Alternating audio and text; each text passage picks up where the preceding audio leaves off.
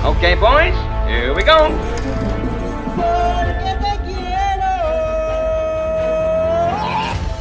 Halo guys, kembali lagi dengan Mimin di Celengan Film. Apa kabar nih kalian? Tentunya masih semangat kan? Oke, kali ini Mimin akan menceritakan sebuah film action yang sangat keren, berjudul Man in Love. Daripada kelamaan, yuk mari kita menonton. Di awal film, kita melihat seorang pria bernama Cheng dan teman-temannya yang sedang menagih hutang pada seorang laki-laki tua. Laki-laki itu tampaknya belum memiliki uang untuk membayarnya. Ia pun diajar oleh teman-teman Cheng. Kemudian ia memohon pada Cheng untuk diberikan keringanan karena ia belum memiliki uang, dikarenakan ia sedang butuh banyak untuk pengobatan putrinya. Cheng pun menggertak laki-laki tua itu. Ia akan membunuhnya. Cheng pun memukulkan tempat dupa di kepalanya hingga berdarah. Tapi untungnya dia tidak apa-apa. Dia memang agak nyeleneh. Setelah itu, ia malah memberikan sejumlah uang pada laki-laki tua itu untuk membantu membelikan obat anaknya. Begitulah keseharian Cheng. Ia menjadi debt collector yang bekerja pada perempuan parubaya bernama Sai yang sangat kaya raya. Namun, meskipun begitu, Cheng sangat baik. Ia sering memberikan sedikit uang kepada para pedagang yang kesusahan. Ia juga sering memberikan keringanan dengan tidak menagih hutang saat ekonomi mereka benar-benar terhimpit. Meskipun ujung-ujungnya harus dimarahi oleh bosnya, Cheng masih memiliki hati nurani. Prinsipnya bertolak belakang dengan Sai yang hanya memperdulikan uang. Tidak peduli apapun yang sedang terjadi pada pelanggan yang meminjam uangnya.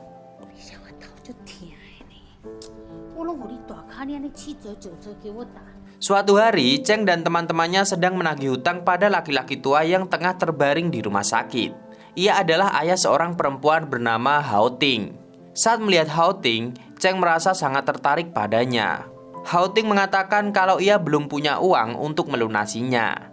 Mereka mengancam keselamatan ayah Hao Ting. Karena itu, Hao Ting terpaksa menandatangani surat perjanjian pelunasan hutang. Cheng semakin tertarik padanya saat ia tahu kalau Hao Ting susah sekali dirayu. Itu membuatnya penasaran. Ia juga perempuan yang sangat berbakti. Ia dengan tulus merawat ayahnya yang sedang sakit. Malam harinya, saat Cheng bertemu dengan pacar bayarannya, ia tidak seperti biasanya. Kemudian Cheng pun memutuskan pacarnya setelah memberinya sejumlah uang.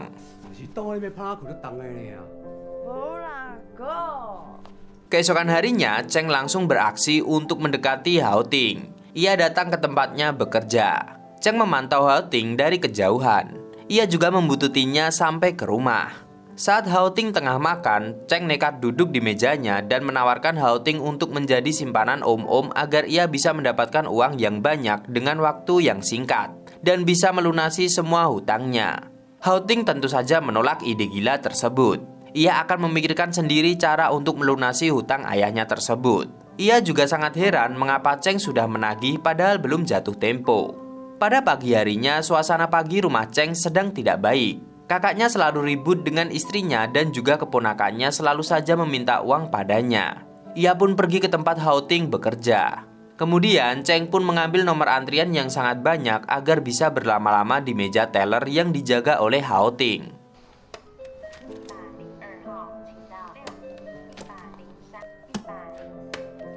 Karena merasa sangat terganggu, Hao Ting melaporkannya ke polisi. Saat di kantor polisi, Cheng malah cengengesan dan tidak merasa bersalah sama sekali.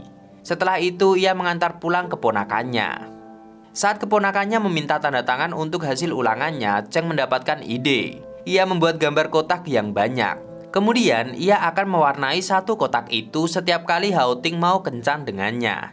Saat Cheng mengatakan idenya pada Hao Ting, tentu saja Hao Ting menolaknya. Ia ogah kencan dengannya. Cheng pun tidak patah semangat. Ia meyakinkannya tidak ada salahnya Hao Ting hanya harus menemaninya makan saja.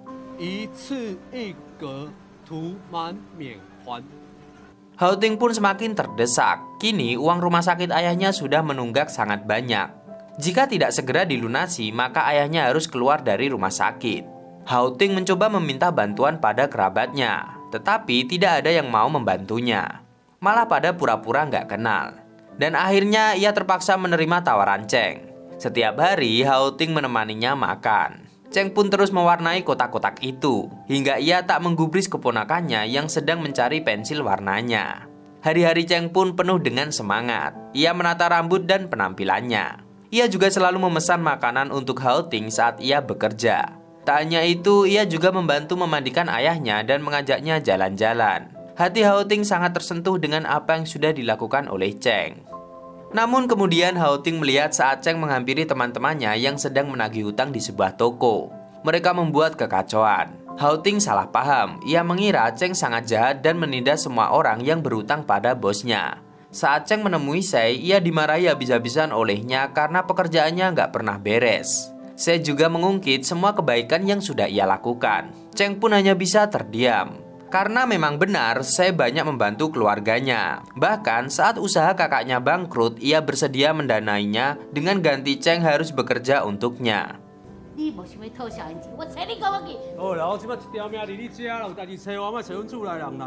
Keesokan harinya, Hao Ting sangat terkejut. Ayahnya tidak ada di tempat tidurnya. Ternyata Cheng membawanya untuk berjemur dan membacakannya komik. Hao Ting sangat marah. Ia tidak mau lagi melihat Cheng. Cheng pun sangat merasa bingung, padahal kemarin hubungan mereka baik-baik saja. Cheng pun stres karena Hao Ting kini menjauhinya. Ia mendatangi lagi pacar bayarannya, tetapi ia malah ditolak. Cheng pun semakin depresi. Ia pergi ke rumah sakit. Ia pun sempoyongan, sepertinya habis mabuk. Saat tiba di sana, ia sangat terkejut. Ternyata ayah Hao Ting sudah meninggal. Kini Hao Ting sedang mengemasi barang-barang ayahnya. Saat hari pemakaman ayah Hao Ting, Cheng membantu mengurusi semua persiapan. Tampak banyak sekali tamu yang datang untuk mengucapkan bela sungkawa. Begitu juga pemilik toko yang waktu itu diajar oleh teman-teman Cheng. Pemilik toko itu mengatakan yang sebenarnya, Cheng itu orang yang baik, bahkan selalu membantu mereka dan orang-orang yang kesusahan.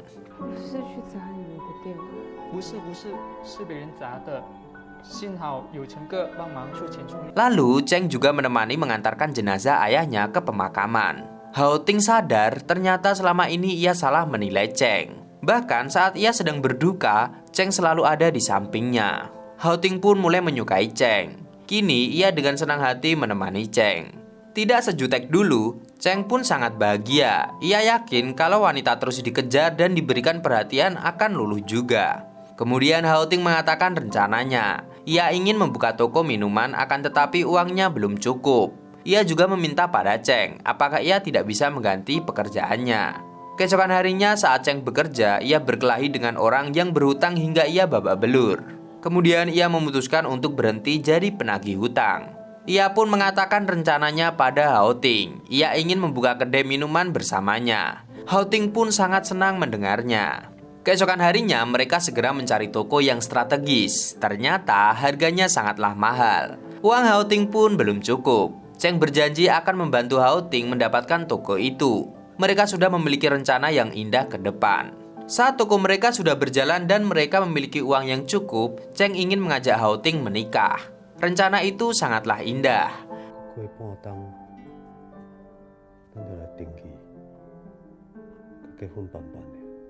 Hao Ting pun kini mantap untuk membina rumah tangga bersama Cheng. Cheng ingin menepati janjinya, akan tetapi kali ini ia menempuh jalan yang tidak benar. Ia menggunakan semua tabungan Hao Ting untuk berjudi dengan Sei. Akan tetapi Cheng tidak hoki. Ia pun kalah dan semua uang itu hilang dalam sekejap. Setelah itu juga terjadi penyerangan di markas Sei hingga membuat Cheng terlambat menemui Hao Ting karena harus membereskan para perusuh itu. Padahal saat itu Hao Ting telah menunggunya untuk menandatangani kontrak toko. Hao Ting sudah sangat lama menunggunya dan HP Cheng juga tidak dapat dihubungi. Hal itu membuat pemilik toko merasa dipermainkan. Akhirnya transaksi sewa toko itu pun digagalkan. Saat pulang, Hao Ting melihat Cheng sedang mabuk di pinggir jalan dan kepalanya penuh darah. Terdapat beribu pertanyaan yang siap Hao Ting lemparkan pada Cheng. Akan tetapi Cheng malah diam saja tanpa berusaha menjelaskan apapun. Hao Ting semakin marah. Akhirnya Cheng mengaku kalau uang Hao Ting habis untuk berjudi. Tak hanya itu, Cheng mengatakan kalau ia tidak mencintainya. Ia menyuruh Hao Ting untuk melupakan semua rencana indah mereka. Ia juga mengungkit hutang ayah Hao Ting yang belum dibayar padanya. Selama ini Hao Ting tidak tahu diuntung. Mendengar hal itu, Hao Ting seketika emosi dan menampar Cheng. Sambil menangis, Hao Ting meninggalkan Cheng. Ia tidak menyangka kata-kata itu keluar dari mulut orang yang sangat ia cintai. Kepercayaannya telah dikhianati. Cheng yang frustasi pun menyerang polisi yang berusaha menertibkan dirinya yang tengah mabuk di pinggir jalan. Akan tetapi, ia malah mengeroyok polisi itu hingga ia berakhir menjadi tahanan. Cheng pun menjalani hidup di penjara selama beberapa bulan. Setelah ia keluar, ia segera menemui Sei yang kini tengah mencalonkan diri dalam pemilu. Cheng memohon pada Sei agar uangnya dikembalikan, karena uang itu bukan miliknya. Namun, Sei tidak bisa mengabulkan permintaannya itu. Cheng pun diusir dan dihina. Ia diberi nasi kotak seperti pengemis yang direndahkan. Lalu ia mencoba mencari Hao Ting, tetapi tidak ada yang bisa ia katakan padanya. Ia sangat malu dan lari dari tanggung jawab seperti pecundang. Keesokan harinya ia kembali mendatangi kantor Sei dan membuat kekacauan. Ia mengancam akan membakar kantor Sei jika mereka semua tidak kunjung memberikan uangnya. Ia sampai memohon dengan penuh harapan hingga akhirnya Sei kasihan padanya. Setelah itu, Cheng segera menemui Hao Ting untuk mengembalikan semua uangnya. Tetapi Hao Ting tidak mau menerimanya. Hatinya masih sakit. Bukan hanya karena uang itu, tetapi ia merasa cintanya sudah dikhianati. Hao Ting tidak tahu bagaimana perjuangan Cheng mengembalikan uang itu. Yang Cheng inginkan hanyalah mengembalikan harga dirinya di depan Hao Ting.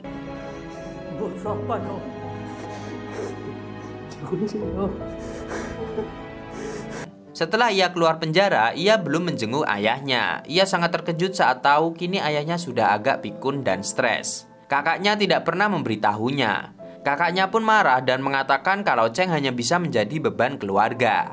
Ayahnya menjadi seperti itu karena memikirkannya. Cheng pun emosi dan memukuli kakaknya. Saat berbicara dengan ayahnya, Cheng meminta maaf. Kini ayahnya harus bekerja menjadi pembuat kerajinan tangan. Tetapi ayahnya tidak apa-apa. Bahkan kata dokter itu baik untuk ingatannya. Saat ayah mengatakan perlakuan buruk kakaknya, Cheng berusaha menenangkan ayahnya untuk jangan berpikir seperti itu. Karena selama ini kakaknya telah begitu banyak merawat dan menjaga ayahnya. Keesokan harinya, Cheng berniat pergi dari rumah untuk mencari kerja. Ia diberi beberapa uang oleh kakaknya dan juga keponakannya. Ia menyempatkan diri untuk melihat Hao Ting dari kejauhan. Hatinya sudah sangat bahagia. Akan tetapi, tiba-tiba ia terjatuh dan tak sadarkan diri. Saat tersadar, ia sudah berada di rumah sakit. Ternyata Hao Ting lah yang membawanya ke rumah sakit. Saat Hao Ting tiba di sana, ia sangat terkejut. Cheng telah menghilang. Suster mengatakan ia akan pergi naik bus. Hao Ting pun langsung mengejarnya. Dia baru tahu selama ini Cheng menderita penyakit yang sangat serius. Bahkan ia divonis hidupnya tidak lama lagi. Ia pun dibebaskan dari penjara lebih cepat agar ia bisa mengobati penyakitnya. Selama sisa hidupnya, ia hanya berusaha untuk mengembalikan uang Hao Ting yang ia hilangkan. Ia ingin hubungannya dengan Hao Ting kembali seperti dulu. Akan tetapi, Cheng harus kecewa karena kekasihnya tidak pernah menerimanya kembali. Hao Ting merasa sangat bersalah. Untung saja bus yang akan ditumpangi Cheng belum berangkat. Hao Ting kemudian memeluknya dan memaafkan semua kesalahan Cheng. Baginya, apa yang dilakukan Cheng sudah cukup untuk menebus kesalahannya. Mereka pun kembali bersama. Hari-hari Cheng sangat indah. Kini ia bisa bersama dengan orang yang sangat ia sayangi. Akan tetapi kesehatan Cheng semakin memburuk. Ia pun menjalani berbagai pengobatan di rumah sakit. Hao Ting selalu setia menemaninya. Saat ia memandangi Cheng yang kini tak berdaya, ia ingat saat Cheng mengajaknya menikah dan hidup bahagia bersama. Hao Ting pun tak henti-hentinya menangis. Setelah kejadian itu, Cheng pun pergi untuk selama-lamanya, meninggalkan Hao Ting dan ayahnya. Suasana pemakaman Cheng diselimuti dengan duka. Ayahnya selalu mengenang saat Cheng masih hidup. Ia berjanji akan membawa pulang menantu yang sangat cantik dan berbakti. Jika nanti ia telah tiada, Cheng ingin ayahnya tetap menjadi keluarga Hao Ting. Ia yakin Hao Ting akan menjaga ayahnya dengan baik. Akhirnya, Hao Ting pun mengantarkan Cheng ke peristirahatan terakhirnya. Di akhir film, kita melihat Hao Ting yang bekerja sebagai CS di tempatnya bekerja. Ia juga menemui ayah Cheng dan menghiburnya agar tidak bersedih atas kepergian putranya. Sementara itu, kakak Cheng menerima paket yang sangat besar. Paket itu dipesan oleh Cheng semasa hidupnya untuk kakak yang ia sayangi. Kakaknya begitu menyesal karena adiknya sudah sangat baik padanya. Selama ia hidup, mereka tidak pernah akur. Kini semua sudah terlambat. Hao Ting juga menempelkan kartu catatan hutang yang digambar oleh Cheng agar ia selalu bisa mengenangnya dan merasa bahwa Cheng selalu berada di sisinya. Pak Camat makan tomat dan film pun tamat.